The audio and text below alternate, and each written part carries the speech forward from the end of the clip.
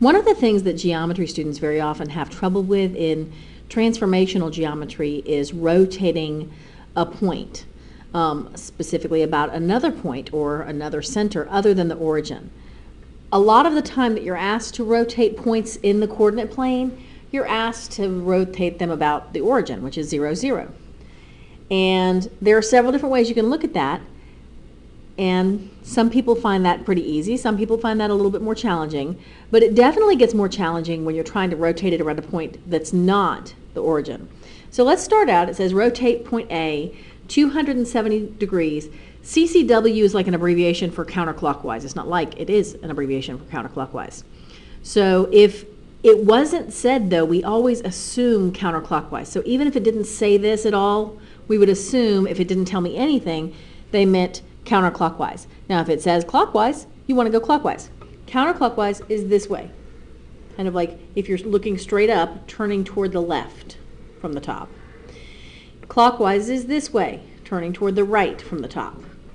Clockwise is the way you turn a faucet to turn it off. Counterclockwise is the way you turn it to turn it on. Unless your faucet's on backwards, which sometimes happens. But let's say we're going to go ahead and rotate this about the origin. That means around the origin. And of course the origin is 0, 0. So if we just say about the origin, and if it didn't say anything, we would have to assume they meant about the origin. But let's say we're told we're going to rotate about the origin. So I'm going to let my point A be right here. This point is 4, -2.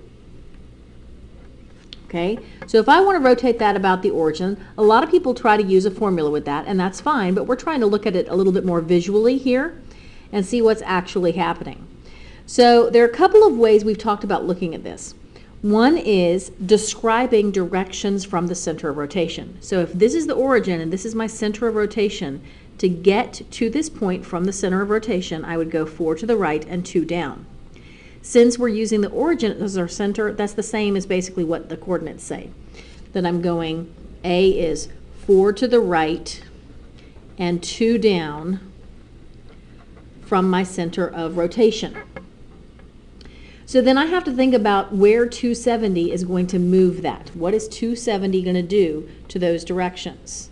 So here's right, here's left, here is up, and here is down. Now, when we have 4 quadrants like this, all the way around is 360 degrees. So this is 90, this is 90, this is 90, this is 90. Those are 4 quadrants. So 270 is 90 times 3. So that's like saying we're going to rotate through 3 of these quadrants. So if we're starting here, we're going to rotate 90, 180, 270, something like that.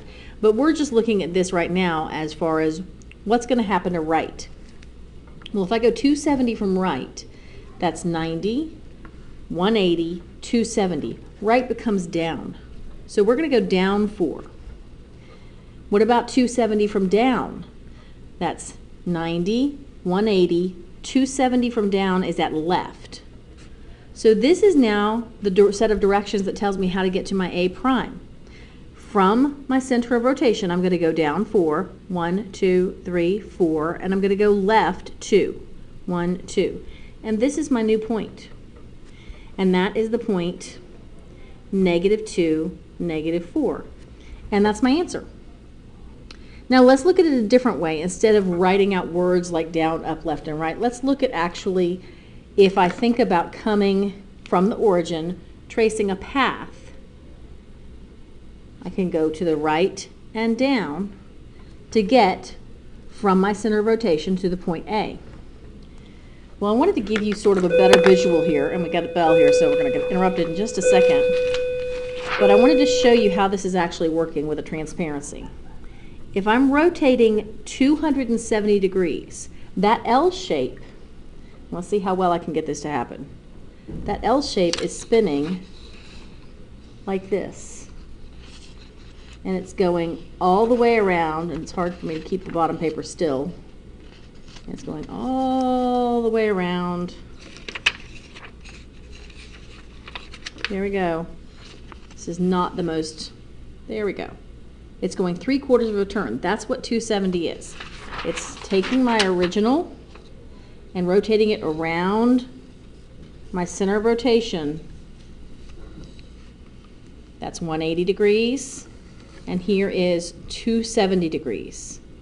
And you see how that ends up being exactly where we ended up at A prime. So that's really what you're doing in a visual sense when you rotate a point however many degrees about the origin. I'm going to stop this video here, and I'll make another one with some more examples when we don't have a class about to come in.